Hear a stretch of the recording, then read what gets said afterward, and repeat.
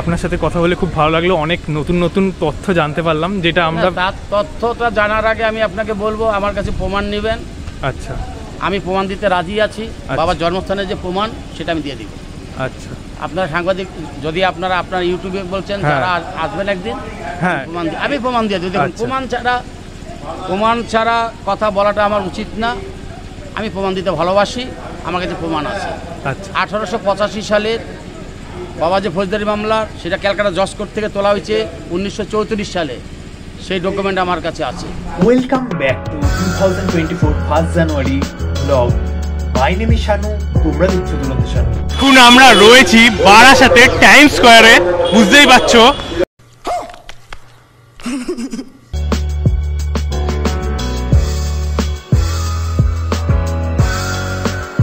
সামনে দেখতে পাচ্ছ ম্যাজিক গাড়ি, এই ম্যাজিক গাড়িগুলোর মধ্যে একটাতে করে আজকে আমরা যেতে চলেছি।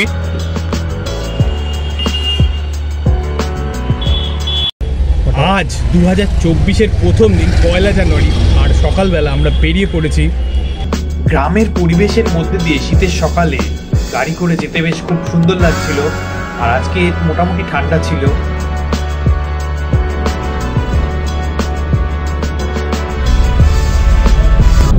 আমরা এখন যে রাস্তাটা ধরে চলছি সেটা কিন্তু খুব স্মুথ যাকে বলে, আর রাস্তার দুধারে বেশ ছোট বড় বেশ বড় বড় গাছ রয়েছে, দেখতে খুব সুন্দর লাগছে। তোমাদের আমি সামনের ভিউটা দেখাচ্ছি। আর আজকে যেহেতু 1 জানুয়ারি আছে, তাই অনেক পিকনিকের বাসও যাচ্ছে।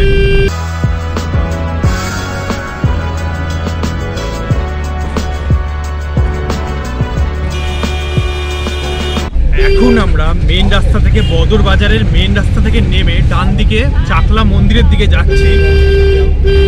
আর এখান থেকে চাকলা মন্দির মাত্র 10 মিনিটের রাস্তা।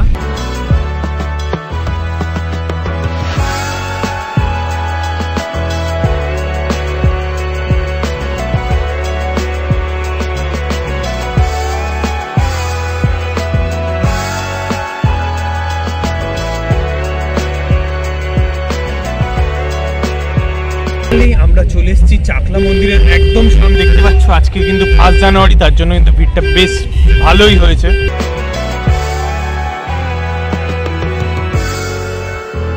চাকলা মন্দিরের সামনে সারি সারি অনেক ফুলের মালা এবং ডালার দোকান রয়েছে। আমরা তারই মধ্যে একটা দোকান থেকে ফুলের মালা এবং ডালা কিনে নিচ্ছি পিছনে। আর সামনে মন্দির রয়েছে দেখতে পাচ্ছ, আর এই দিকেও অনেকগুলো দোকান রয়েছে সেম, আর এই ফুটেও অনেকগুলো দোকান রয়েছে। আর সামনে ওই দিকটাতে অনেকগুলো দোকান রয়েছে একদম ফ্রন্টে। আর এই হচ্ছে মেন মন্দিরের যে মেন গেট সেটা। আর তো তোমরা যদি এবার থেকে চাকলায় গাড়ি নিয়ে আসো, তো গাড়ি পার্কিংয়ের জন্য এই ভিতরে জায়গা রয়েছে, দেখতেই পাচ্ছ একদম মন্দিরের সামনে।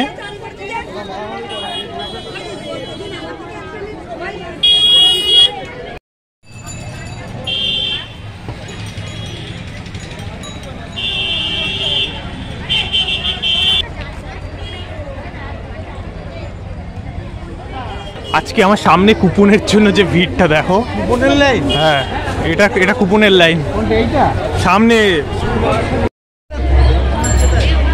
এখানে কিন্তু আজকে বিশাল ভিড় 1 জানুয়ারি কুপনের জন্য। দেখতে পাচ্ছ মন্দিরের ভিতরটাও দেখাচ্ছি, জাস্ট মন্দিরে এন্ট্রি করছি। আর এই যে দেখতে পাচ্ছ চাকলার যে লোকনাথ বাবার মন্দির, এটা কিন্তু সবথেকে বড় মন্দির লোকনাথ বাবার। মন্দিরটা কিন্তু খুব সুন্দরভাবে সাজানো। আমি যতবারই এখানে আসি খুব ভালো লাগে, এই মন্দিরটা খুব সুন্দরভাবে এবছর 1 জানুয়ারি কিন্তু সাজিয়েছে, দেখতে পাচ্ছ।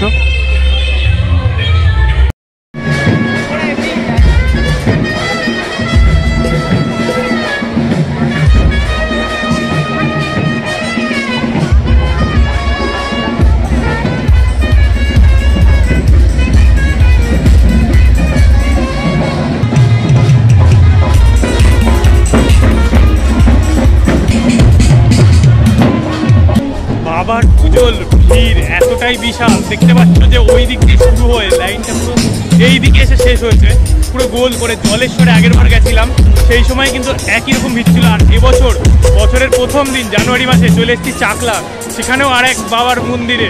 আর এখানেও কিন্তু ভিড়টা কিন্তু হয়েছে অসাধারণ ভিড়, যাকে বলে অসাধারণ ভিড়। মানে মন্দিরে প্রথম দিন বছরের এত ভিড় ভাবা যায় না।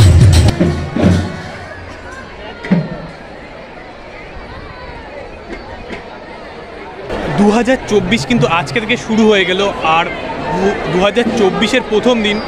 তো আমি ঠিক করলাম যে কোনো এক মন্দিরের ব্লগ দিয়ে শুরু করা যাক, পুজো দিয়ে শুরু করা যাক, যাতে সারাটা বছর খুব ভালোভাবে ব্লগ করতে পারি, ভালো থাকতে পারি, আর তোমাদের ভালো ভালো ভিডিও তুলে ধরতে পারি। তাই জন্যে কিন্তু আজকে আমি চলে এসেছি লোকনাথ বাবার মন্দির চাকলাতে। আর চাকলাতে এসে কিন্তু আমি বুঝতে পারলাম, আগের বছর গিয়েছিলাম জলেশ্বরে, আর এবছর এসেছি চাকলাতে। চাকলা লোকনাথ মন্দিরের পিছনে এই দেখতে পাচ্ছ যে ভাঙা বাড়িটা রয়েছে, জানি না এটা কার, বাট একদম ভাঙাচোরা একটা বাড়ি রয়েছে। এর মানে বাড়িটা কিন্তু দেখে বেশ বড় বাড়ি লাগছে, কিন্তু এখন পুরো ভগ্নপ্রায় অবস্থা, কেউ থাকে না। দেখতে পাচ্ছি জানলা দরজাগুলো সব ভাঙা। আমি এই দিকটা জাস্ট চলে এসেছিলাম মন্দিরের পিছনে, আর দেখতে পাচ্ছি এই দিকটায়, এইখানটাতে মন্দিরের একটা নতুন অংশ তৈরি হয়েছে, এটাই তোমাদের নিয়ে যাচ্ছি। কিন্তু আর এই জায়গাটা দেখতে পাচ্ছ খুব সুন্দরভাবে একটা বসার জায়গা বা বলতে পারো একটা খাওয়ার জায়গা কিন্তু তৈরি করা হয়েছে নতুন। সম্ভবত এখানে প্রচুর ভক্তর যখন আগমন হবে তখন এখানে হয়তো খাবার সার্ভ করা হবে, আমি ঠিক বুঝতে পারছি না। তবে এই জায়গাগুলোতে দুদিকে এরকম মানে টেবিল টাইপের রাখা রয়েছে, মনে হচ্ছে খাবার ওখানে রাখা হবে, ওখান থেকে সার্ভ করা হবে। আর এইখানগুলোতে লোকে বসে খেতে পারে তার ব্যবস্থা করা হবে। আর উপরেতে দেখতে পাচ্ছ পাখা এবং লাইটের যে ব্যবস্থা সেটা কিন্তু রয়েছে, দেখো বেশ বড়, কিন্তু এটা খুব সুন্দর লাগছে, একদম নতুন হয়েছে এটা। আর এই যে এই একদম মন্দিরের জাস্ট পিছনেই এটা তৈরি হয়েছে, আর এই জায়গাটাতে ভোগের খাবার তৈরি হয় এই জায়গাটাতে। তো তোমাদের আমি শোনাতে যাচ্ছি বাবা লোকনাথের এক ভক্তের কাহিনী, তার জীবনের একটা বড় অংশ, তিনি কি করে লোকনাথ বাবার ভক্ত হলেন সেটা আমি তোমাদের তুলে ধরছি এই ভিডিওটার মাধ্যমে। আর তাছাড়া তার থেকেই আমরা শুনে নেব যে লোকনাথ বাবার জন্মের যে রহস্য সেটার ব্যাপারে, তিনি কিন্তু এই ব্যাপারে বেশ কিছুটা আলোকপাত করতে পারবেন।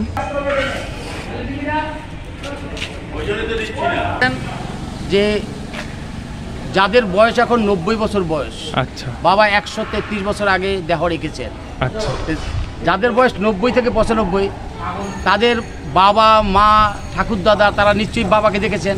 হ্যাঁ, তো ওখানকার গ্রামের লোকের কাছে যদি জিজ্ঞেস করে বাবার সম্বন্ধে, তাহলে পুরোটি পেয়ে যাবে। আর চাকলা 293 বছর বয়স আগে বাবা এখানে জন্মগ্রহণ করেছেন। 11 বছর বয়সে তিনি এখান থেকে চলে গেছেন কালীঘাটে, তার গুরুদেবকে নিয়ে, তার বাল্যবন্ধুকে নিয়ে। চাকলার থেকে মনে হয় 12-2টা মানে মানুষের কাছ থেকে গ্রহণযোগ্যটা এইটা বেশি। গ্রহণযোগ্য বলতে কি, আপনার বাবার সম্বন্ধে জানতে হলে ওদের কাছেই ভালো হবে। আচ্ছা, কিন্তু এটা পৃথিবীর মধ্যে সব থেকে বড় লোকনাথ।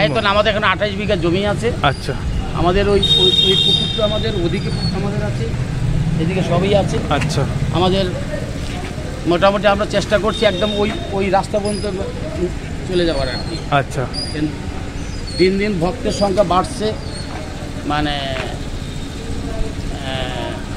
জমির আমাদের প্রয়োজন আছে আরও। আচ্ছা, নাহলে প্রবলেম হবে আগামী দিনে। এই এইবারও কিনলাম 45 বিঘা জমি কিনলাম, ওই সেই। ও, এইসব ভক্তের টাকা সরকার করেছে, সরকারও অস্বীকার করব না।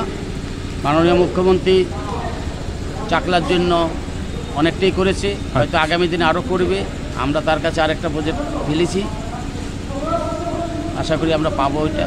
কেন উনি চাকলার প্রতি ওনার একটু চাকলা দুর্বলতা আছে ওনার। উনি 2010 সালে 21শে ডিসেম্বর এসেছিলেন চাকলা পথ। আচ্ছা, আর রিসেন্টলি তো এসে উদ্বোধন করে গেছে। এটা করে গেছেন, হ্যাঁ, এটা 28 তারিখে এসেছিলেন।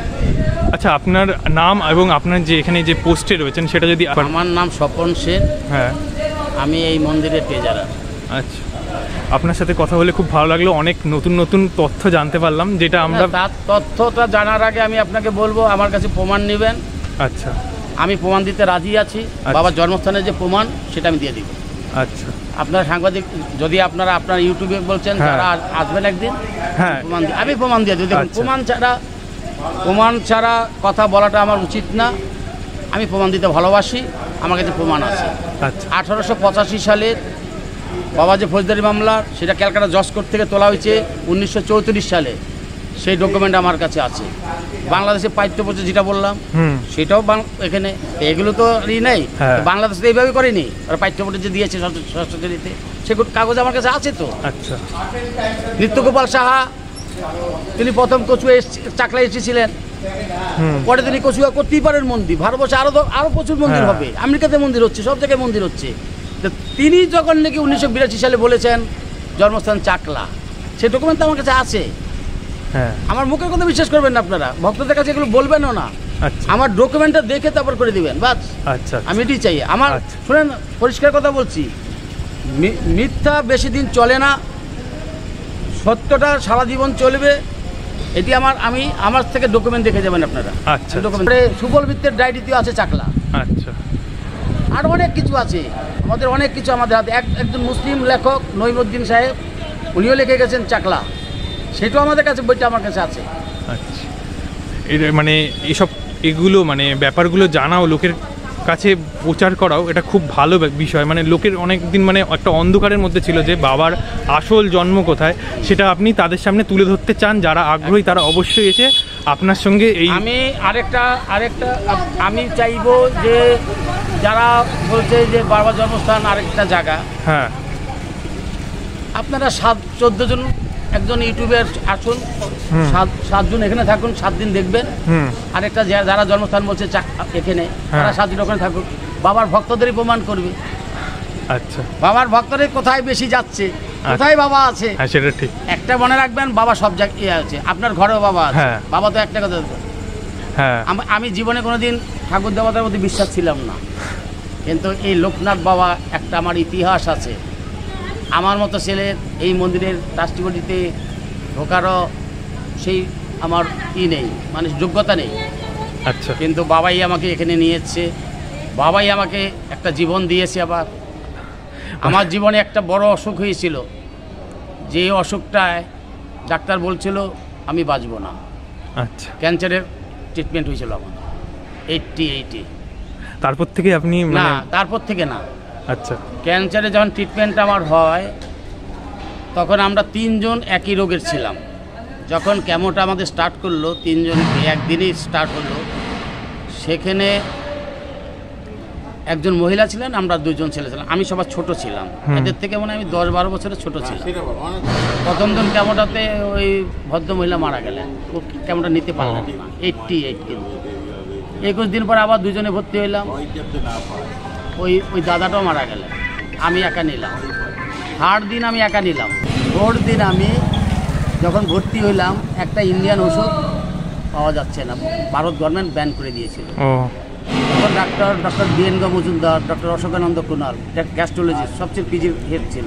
আচ্ছা, তারা বললো ছেলেটা 3টা নিল, 7টা নিতে পারলে আমাদের অনেক কিছু শেখার ছিল, নাহলে ওকে তো আবার প্রথম থেকে দিতে হবে। আর ওই কেমন ছিল বহুত, মানে কি বলবো, ভগবান যেন কাউকে ওই ধরনের কেমন যাতে প্রচন্ড কষ্ট, নিতে না শারীরিক হয়। কষ্ট।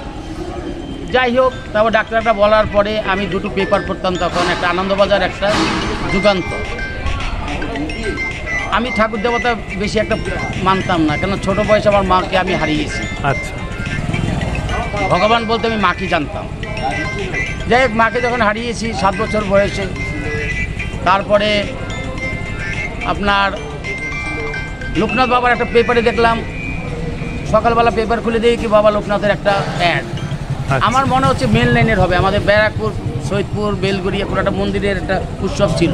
আচ্ছা, বাবার ফটো ছিল, একটু বড় করে একটা দিয়েছিল, এই রনে বলে জলে জঙ্গলে যখনই বিপদে পড়বি আমাকে স্মরণ করে আমি রক্ষা করি।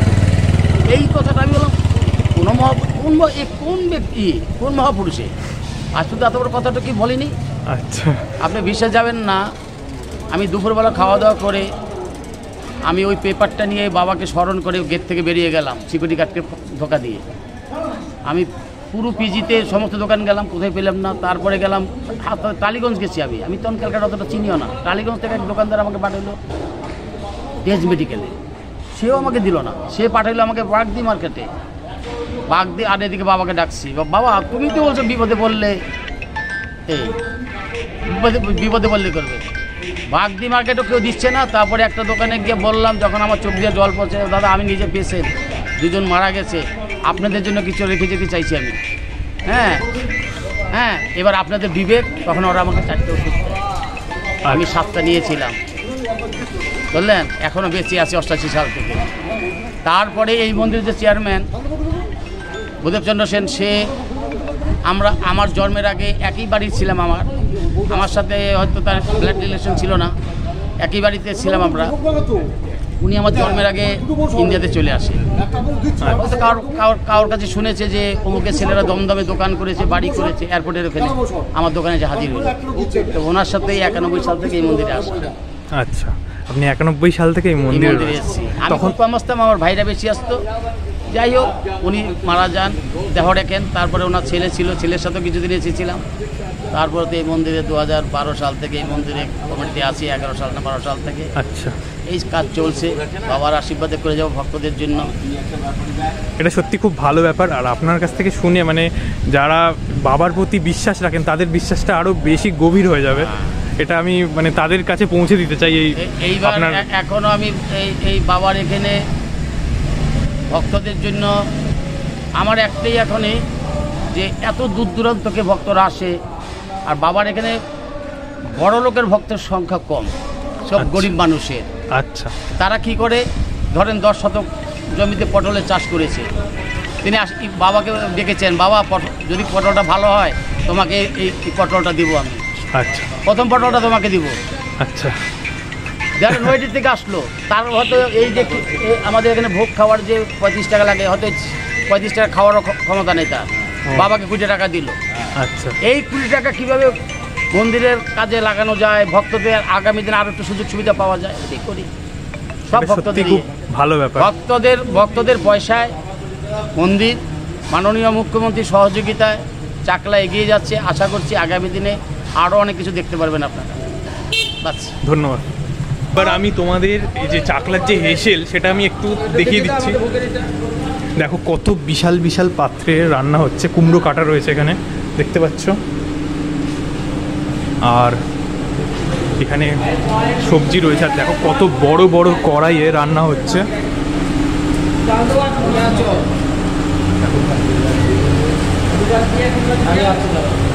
সব কাঠে রান্না হচ্ছে এখানে।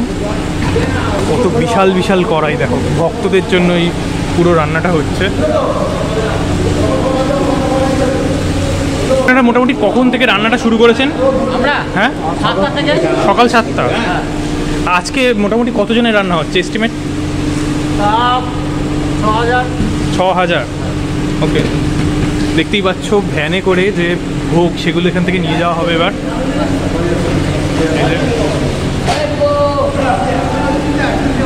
ভ্যানে করে নিয়ে যাওয়া হচ্ছে ভোগ।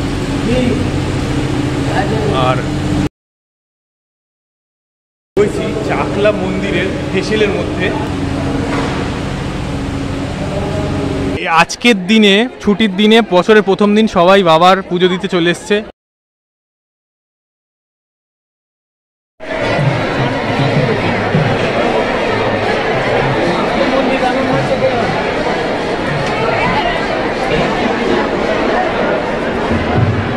দেখতেই পাচ্ছ এখানে শিবের নিত্যরত মূর্তি রয়েছে, আর মহাদেবের প্রচুর ভঙ্গিমাতে নিত্যরত মূর্তি রয়েছে এই থামগুলোতে। থামগুলো কিন্তু খুব সুন্দরভাবে এই মূর্তিগুলো দিয়ে ডেকোরেট করা। তাছাড়া প্রচুর সুন্দর সুন্দর কারুকার্য রয়েছে দেখতে পাচ্ছ এই জায়গাগুলোতে। আর আজকে মালা দিয়ে সাজানো হয়েছে।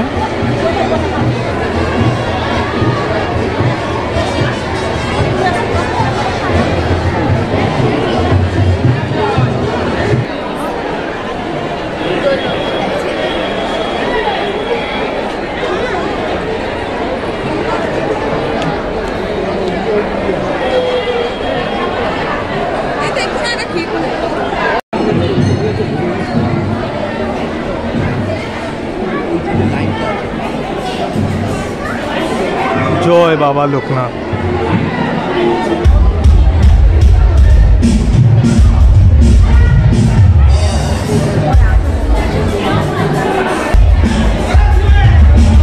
আর মন্দিরের ভিতরে আর একটা লোকনাথ বাবার মূর্তি রয়েছে, কিন্তু এখন সেখানে তালা দেওয়া রয়েছে ভক্তের ভিড়ের কারণে।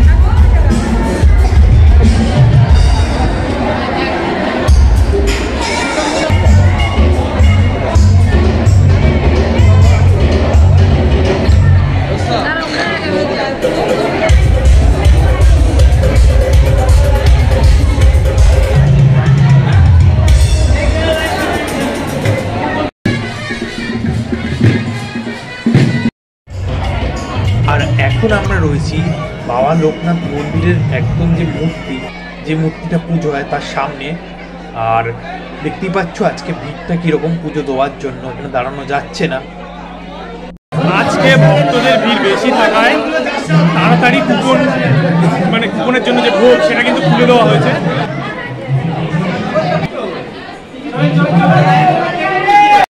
মানে রাজভোগ যেটা, সেটার মধ্যে রয়েছে প্রথমে খিচুড়ি দিচ্ছে, তারপরে পোলাও দেবে, এরপরে রয়েছে তরকারি, দু রকম তরকারি রয়েছে, তারপরে রয়েছে সবার শেষে চাটনি, পাঁপড়, পায়েস। খুব সুন্দর রাজভোগ যাকে বলে।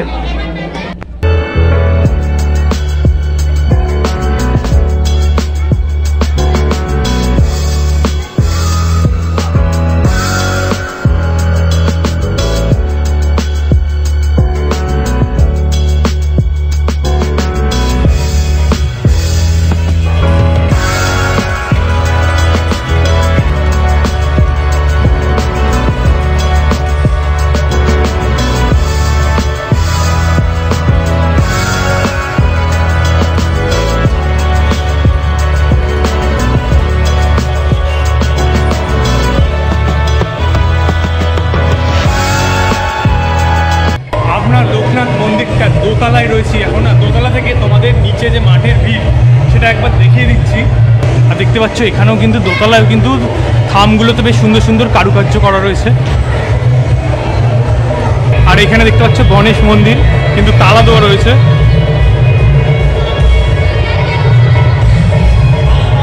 আর এই জায়গাটা দেখছো বিছানার মধ্যে গোপাল, শিব সবাই রয়েছেন। আর এখানে একদম নিচে রয়েছেন লোকনাথ বাবা।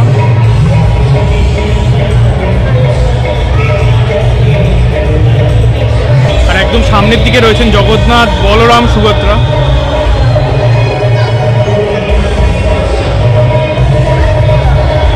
আর এই জায়গাটায় রয়েছেন অন্নপূর্ণা, মা অন্নপূর্ণা এবং মহাদেব।